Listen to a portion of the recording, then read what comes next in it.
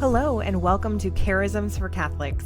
My name is Jill Simons, and I'm the executive director at Many Parts Ministries, where we equip the body of Christ by helping people learn about and discern their charisms, which is really another word for spiritual gifts. When you discern your charisms, you're able to see how the Holy Spirit is already active in your life and where He is inviting you to further build the church. Let's dive in. Hello and welcome to today's episode of Charisms for Catholics. It is January 2nd. I am so excited for a new year. I love new beginnings. I love the beginning of the school year. I love the beginning of a new year because it just is such a feeling of like fresh opportunity, fresh hope, moving forward into something better. And that's what we talked about in December a couple episodes ago, was this idea of just moving forward, doing better than you have in the past, not in a comparative sense, but to just continue growing into the person that God created you to be. So we're going to be talking briefly today about what that could look like in the new year. How can you renew your mind about what the new year means in light of your charisms, in light of your discernment process? First of all, if you have been a lurker who has been listening, but still hasn't gone through the process of actually discerning your charisms, what a great way to start a new year. This is prime time, perfect opportunity for you to start discerning your charisms and to really look at what is it that God is calling me to focus on in this new year? So that's number one. Secondly, if you've already discerned your charisms, you're an old pro, you know what you're supposed to be doing. A new year is a great time to commit to growing in the virtue of courage in conjunction with your charisms. So that's what I want to focus on talking about today, is how can you create a plan to be able to grow in courage this year, no matter who you are, no matter where you're at, to be a little bit braver than you were before with the kind of safety net of your charisms. And I really believe that this is part of what charisms are for us personally. The primary purpose, like we've talked about lots of times, is for building the church. This is for everybody else. It's a cool side effect that it has benefits for you, but I think it's like a feature, not a bug. Like we've also talked about before, that your personal spiritual growth can come about so much through the use of your charisms. And this is one of those ways. And I think that there are few virtues that you can grow in as intensely through the use of your charisms as courage. Of course, we can make strides in all of them, but courage is just so high up there on the list, because as soon as you are set, safe, ready to go in your identity, the Lord's immediately, okay, let's up the stakes, let's up the stakes, let's up the stakes, and constantly giving you opportunities to take the bigger and bigger risks. And it does not matter who you are. It does not matter how much you love the Lord, how long you've been doing this, whatever. He is absolutely going to find ways to continue to up the stakes on you. And if you're like, no, not really, I don't think so, you're missing something. You are not paying attention to something that He is asking you to do. Because if you are still alive, there are more things that He has for you. And what these things are is going to be totally different for different people. So for me, this looks like getting prophetic words for strangers, for someone that I like perceive to be someone who would be really hostile to what I have to share with them, and doing it anyway. That's the point that I'm at. We've worked our way up, and that's where I'm at. For other people, it's going to be simply something as minor perceptively as asking someone if they have any prayer intentions that you can pray for. Maybe you've never done that before. Maybe that's terrifying to you. That's the next step in courage for you. You're not supposed to go from, oh my gosh, I have no courage at all, to doing these incredible, like world-changing things. He's going to walk up the ladder with you, just like we don't expect babies to go from like laying on their back to doing gymnastics.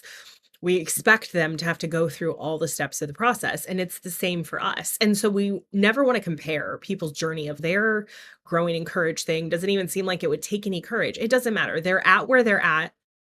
They are taking the next step to grow in courage for them. And that is a beautiful thing that all of us should celebrate. And so I want you to think about where your chicken line is right now. Coming into 2025, or whenever you're listening to this episode, where is your chicken line at right now? And what I mean by that is, what is the thing that you're like, oh, that would be a little too scary. I don't think I would like to do that. That's your chicken line. And that's going to be further forward for some people, further back than other people. And like I said, that's okay. But knowing where it's at for you and then asking God to help you have the courage to step like just over that one, just a little bit past the line. And now the line's in a new place. And can we build the courage to step over that one? Because ultimately, we can only get so far in trusting God if we don't have things that we actually have to trust him with, right? So if you are in the job of a lifetime, best job ever, and you adore your spouse and you have two perfect kids who never get sick and life is just incredibly grand and dandy, you're not going to be very aware of your need for God or even what trusting him looks like. And so that's fine. If that's your life, great. I'm glad that you are in a time of peace and joy and prosperity in your life, but that isn't what we are made for. We're made for greatness and not safety. So if we find ourselves like, wow, everything is just really comfortable right now, I like that. I just would like to stay where I'm most comfortable.